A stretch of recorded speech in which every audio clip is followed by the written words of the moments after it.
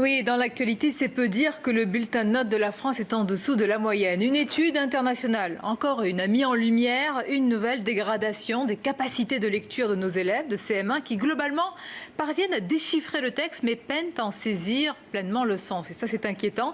Alors, comment y remédier ou en tous les cas tenter de freiner cette hémorragie? Le ministre de l'Éducation, Jean-Michel Blanquer, a décidé de ressusciter l'idée d'une dictée quotidienne à l'école primaire. On va parler de tout cela avec nos invités. Je suis toujours en compagnie, c'est le fil conducteur de cette émission des Voix de l'Info, François Dorcival, Anne-Claire Ruel, Frédéric Dabi, et on accueille sur ce plateau Carole Barjon. Bonsoir et bienvenue. Bonsoir. Vous êtes journaliste à l'Obs, auteur de nombreux ouvrages, dont celui-ci qui nous intéresse particulièrement aujourd'hui. Mais qui sont les assassins de l'école chez Robert Laffont? À vos côtés, Bruno Germain, bonsoir. Bonsoir. Et bienvenue, vous êtes linguiste, professeur, vous travaillez notamment avec Alain Bentelila. Et d'ailleurs, Bruno Germain, une première question, est-ce que cette étude, est-ce qu'elle vous a étonné aujourd'hui? Alors étonné, non, déçu, oui. On est sur une pente qui est une pente de fragilisation et on le voit bien depuis plus de 15 ans. Les résultats, successivement, malgré des tentatives ici ou là de propositions qui sont à mon avis des propositions légères, nous font glisser petit à petit d'un niveau qui était très moyen à un qu'il est encore plus. Et donc les préoccupations qui sont les nôtres, c'est est-ce qu'on peut trouver des solutions pour véritablement infléchir ou inverser la tendance? Ça, vous allez nous en parler, c'est très important. Et ce glissement, Carole Barjon, selon vous, justement, qui sont les assassins de l'école? Qui sont les fossoyeurs? Qui c'est qui nous a poussé dans le dos pour arriver à ce genre d'études? Difficile à dire, mais... Non, moi j'en cite quelques-uns, dont d'ailleurs Michel Lusseau, le précédent président du Conseil supérieur des programmes qui a démissionné le mois dernier. Mais Philippe Mérieux, qui est le pape des pédagogistes, puisqu'il ne faut pas confondre pédagogue et pédagogiste. Donc non, je cite un certain nombre de gens, notamment un monsieur qui s'appelle Roland Guagou, et qui était le champion de la méthode globale, qui a quand même fait des ravages qui a été instauré quand même à la fin des années 60, sachant que la méthode globale, il n'y a jamais eu de méthode globale pure, mais il y en avait suffisamment pour qu'ensuite les élèves maîtrisent mal la lecture. Et ça a fait des ravages. On a un peu corrigé le tir, mais pas suffisamment. D'ailleurs, ce glissement... Si vous voulez, juste pour répondre à votre question, il y a des assassins de l'école que je désigne, mais... Je pense qu'il y a beaucoup de responsables par ailleurs, parce que le problème, c'est qu'on a mis l'accent pendant 25 ans sur le collège, qui était désigné comme le maillon faible, et que personne ne s'est vraiment intéressé à l'école primaire. Et ça fait seulement quelques années qu'on s'aperçoit que c'est l'école primaire l'essentiel. Oui, François Dorcival. Très important, parce que cette enquête, en effet, porte sur CM1, c'est-à-dire le moment où les élèves qui lisent devraient savoir lire couramment. On n'est pas encore en 6e, le fameux passage en 6e, où l'on compte quand même une proportion non négligeable de gens qui ne maîtrisent pas 20%. La lecture. 20%. Bon, une fois qu'on a dit cela, ce classement porte sur 50 nations. Nous sommes 34e. Ce qui est intéressant, c'est que sont avec nous Français, nos Belges francophones, c'est-à-dire nos voisins. Ça veut dire qu'on les a entraînés aux mêmes bêtises que celles dont nous avons les résultats. Mais ce qui est extraordinaire, c'est pourquoi la Russie est-elle en tête, pourquoi la Pologne est-elle devant nous, la Finlande, Singapour, etc. Pourquoi ces pays-là sont-ils plus performants? Vous avez une réponse, Bruno Germain? Alors, ce qui est sûr, c'est qu'on ne peut pas espérer obtenir de bons résultats d'élèves sur quelque chose qu'on ne leur apprend pas, ou qu'on leur apprend mal. En d'autres termes, si je suis d'accord avec vous sur le fait qu'il faut véritablement accentuer tout l'intérêt sur l'enseignement élémentaire, puisqu'il s'agit de l'apprentissage de la lecture, il commence en vérité bien avant l'élémentaire par tout un travail sur la langue orale. Et il n'est pas dit que nos écoles maternelles ont les moyens de développer cette langue orale chez tous les élèves, c'est-à-dire en particulier les plus fragiles. Ils arrivent donc en CP avec un déficit de langue orale et on ne peut pas espérer pouvoir apprendre l'écrit d'une langue, surtout d'une langue alphabétique, quand on ne maîtrise pas son oral. Donc il y a déjà un point faible de ce côté-là qui mériterait d'être relevé. Ensuite, il y a Qu'entendez-vous par public les plus fragiles? Alors, d'une manière générale, on pourrait dire tous les enfants susceptibles d'être dans un environnement qui ne va pas suffisamment développer l'oral à la maison ou bien dans un environnement, on va dire, social, et qui donc se trouve dans un déficit d'échange avec les adultes. Et là, l'école devrait prendre le relais. Or, il se trouve qu'elle n'a pas les moyens de le faire dans des conditions suffisamment, on va dire, décentes, en créant des petits groupes de travail. Ça nécessite, alors on reviendra sûrement sur le sujet, une formation des enseignants dont on reparlera. Ça, c'est un sujet majeur. Je voudrais qu'on parle alors de l'annonce également du ministre de l'Éducation. Petite anecdote, cette dictée quotidienne, je ne sais pas si vous l'aviez faite, mais moi, à mon époque, qui est assez lointaine, mais qui n'est pas tellement quand même, on faisait cette dictée-là quotidienne. Ce n'était pas votre cas, Anne-Claire Ruel? Si, c'était mon cas. C'est une idée nouvelle, mais ancienne également. Si, c'était mon cas. Et aussi pour l'anecdote, du coup, j'ai retrouvé un petit livret de recueil datant d'une édition de 1959, d'entrée au passage en 6e. Ça, c'était l'autre monde. C'est ça, datant de l'époque de mes parents cette fois-ci. Et j'étais étonnée du niveau, c'est-à-dire que c'était vraiment... Oui. Enfin, c'était vraiment assez complexe. D'où le glissement. Mais d'où le glissement. Oui. Et ce qui est intéressant aussi, c'est maintenant je suis également enseignante et je me rends compte que finalement tout ce qui n'est pas fait effectivement en primaire ne se fait pas au collège, ne se fait plus au lycée. Et finalement vous vous retrouvez avec des étudiants, vous savez plus si vous devez noter le fond ou si finalement la forme, donc l'écriture qui a quand même tout son sens et son intérêt, doit être aussi pénalisée. Et le retard est déjà pris, malheureusement, si bien que parfois vous avez même c'est le privé qui se substitue au public et vous avez notamment par exemple le projet Voltaire, en fait, c'est un enseignement en ligne où de manière assez ludique on peut essayer de corriger l'orthographe qui prend le dessus et certaines entreprises aujourd'hui demandent aux étudiants de passer ce projet-là. Un TOEFL en Mais français. c'est incroyable. Exactement. À la place, oui. Ouais. Frédéric Dabi. Non, mais c'est vrai que là, ce qui vient d'être dit, ces mauvais résultats, ça peut créer des sentiments d'inquiétude très fortes chez les parents. Lorsqu'on interroge dans toutes les enquêtes d'opinion les Français et les parents d'élèves, pas seulement les parents, c'est la mission fondamentale de l'école, c'est lire, écrire, compter devant tout un imaginaire sur l'école est là pour nous faire trouver un emploi. Devoir le rappeler. Ça n'a jamais pris en France, cette vision, l'école est là pour vous trouver un travail. Deuxièmement, c'est très intéressant ce qui a été dit sur les différents échelons.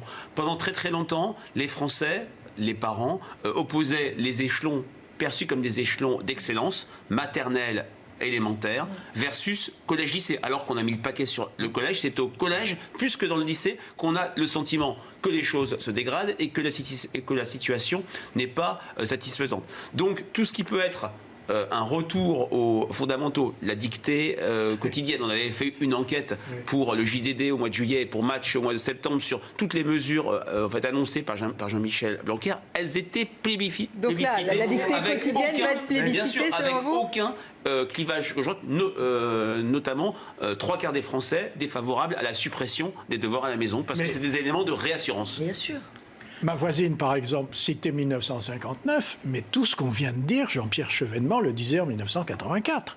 Absolument. Tout ce que l'on vient de dire. Alors pourquoi tant de retard? Parce que Carole Barjon, dans votre livre, à l'origine de votre livre, il y avait l'indignation d'un parent d'élève, d'une parent d'élève et d'une citoyenne attachée à l'école publique, découvrant, il y a une quinzaine d'années, lorsque ses enfants étaient à l'école, les aberrations qui y avaient cours, notamment dans l'apprentissage de la lecture et de l'écriture, dans l'enseignement du français. Je veux dire, c'est un long, malheureusement, continuum d'échecs. Et est-ce qu'on peut oser le mot de renoncement également? Non, mais ce qui s'est passé, en fait, c'est que... Pas d'accord, vous nous direz pourquoi, oui. Vous avez des gens qui ont fait des expériences un peu de pédagogie, par exemple. Vous avez quand même parallèlement, parce qu'il ne faut quand même pas l'oublier, hein, la suppression, et ça, c'est souvent des décisions de ministre du budget, par exemple. Il y a quand même 630 heures d'enseignement de français en moins depuis 1969. Donc c'est absolument en primaire, hein, sur tout le cycle de la primaire, de l'école primaire. Enfin, c'est quand même énorme. Et comme dit l'une des profs de français que j'ai interrogée dans ce livre, moins on fait de français, moins on en fait. Donc voilà. Donc Mais il n'y a pas de miracle. Ouais. Après ça, effectivement, la question que je me suis posée, c'est exactement celle que vous dites, c'est mais comment se fait-il qu'on ait attendu si longtemps pour rectifier et corriger les choses? Et en réalité, c'est parce que ce sont les premières enquêtes internationales dans les années 2000 qui, là, forcent ceux qui étaient dans le déni complet, pour des raisons diverses et variées, parfois idéologiques, là, ils ne peuvent plus dénier que l'école est en faillite. Et c'est grâce aux enquêtes internationales. C'est votre avis, Bruno Germain? Alors, moi, je vois les choses différemment de mon point de vue. En fait, il y a un mouvement en France qui est celui du balancier. C'est-à-dire que nous avons énormément de mal à nous équilibrer quelque part, c'est-à-dire à avoir un enseignement complet autour d'une thématique ou d'un sujet fondamental. Ainsi, vous avez raison, il y a une vingtaine d'années, on s'interroge sur ce qu'on appelle les méthodes de lecture. J'étais particulièrement sollicité à ce moment-là. Mais alors, quelle est la bonne méthode? Et donc, il y a eu une réaction sur l'une des composantes essentielles de l'apprentissage de la lecture qui mène à l'autonomie, c'est la possibilité de lire tout seul les petits signes qui sont sur le papier. Et là, on parle d'identification des mots et on parle à cette époque-là de méthode et en particulier ce qu'on appelle la méthode syllabique, qui est en vérité une méthode graphophonologique qui s'adapte bien à la langue française qui est alphabétique. Mais on met le paquet là-dessus. Et on doit convaincre les enseignants, après des formations qui étaient erratiques, qu'il faut aller dans ce sens-là.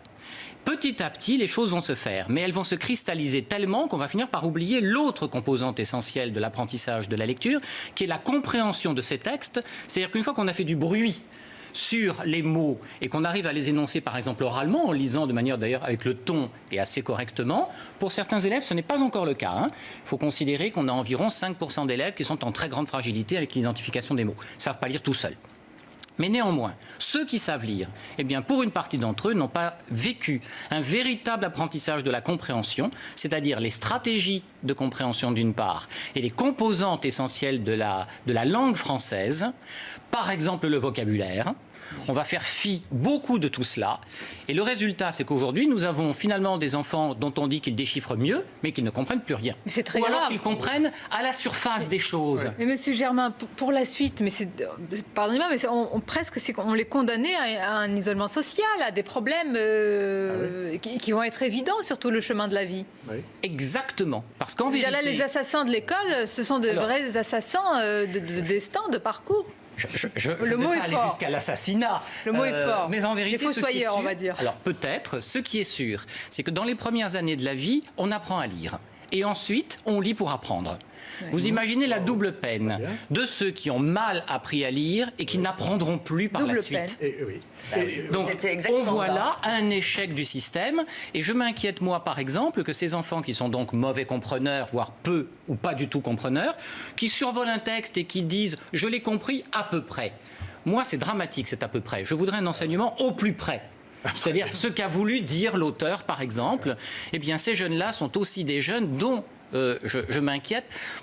Je m'inquiète qu'ils entendent un discours lu par d'autres et qu'ils se laissent emporter dans un mouvement qui n'est pas le bon, voire une radicalisation qui m'inquiète. Vous connaissez à ce point le sujet, pouvez-vous répondre à la question que je posais tout à l'heure, c'est pourquoi d'autres, en particulier les Finlandais, qui ne sont pas si éloignés que nous, qui sont tout de même en Europe, pourquoi les Finlandais sont-ils au top de tous les classements? Celui-là, le PISA, les autres, etc. Pourquoi?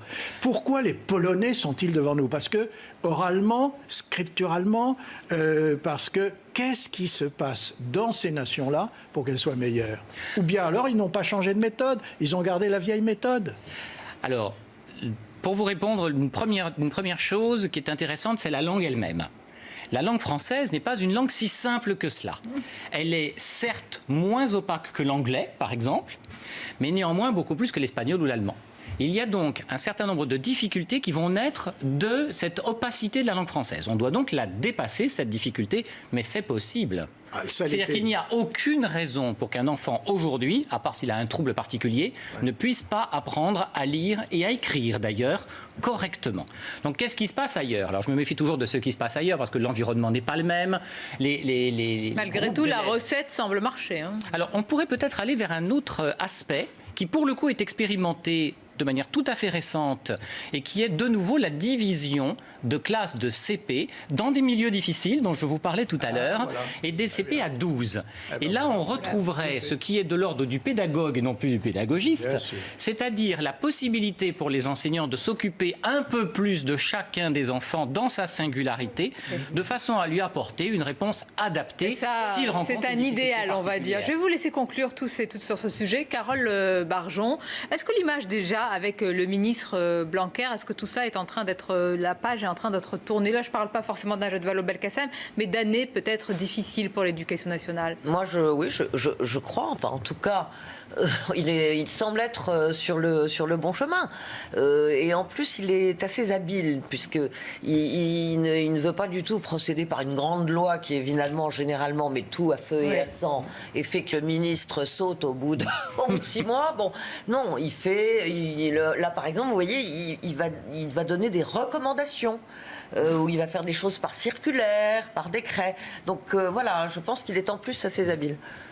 Frédéric Dabi, Anne-Claire Ruel, sur ce ministre de l'Éducation nationale. Apprécié, il n'était pas connu du tout des Français lorsqu'il est arrivé rue de Grenelle, à la différence de Najat Vallaud-Belkacem. Mais c'est en train de devenir un ministre iconique pour les sympathisants de droite. Et la plupart des mesures que nous testons venant de lui sont massivement mais oui, mais enfin, l'école, c'est pas que la droite, c'est la nation tout entière. Et c'est important de le préciser. Par des gens aussi dans le Français. J'espère. Merci pour ce débat. Merci pour vos analyses respectives. Merci également tout à l'heure d'être resté pour l'hommage à Jean d'Ormesson. Et peut-être pour conclure, François Dorceval, on peut citer finalement l'un des titres de son livre. Je dirais malgré tout que cette vie fut belle. Sa vie fut belle. C'est pour ça qu'il ne faut pas être triste. Sa vie fut belle, c'est pour ça qu'il sera immortel. Merci de nous avoir suivis. Vos débats sont évidemment rediffusés ce soir à 21h. Mais d'abord, c'est Laurence Ferrari pour Punchline. Belle soirée à vous.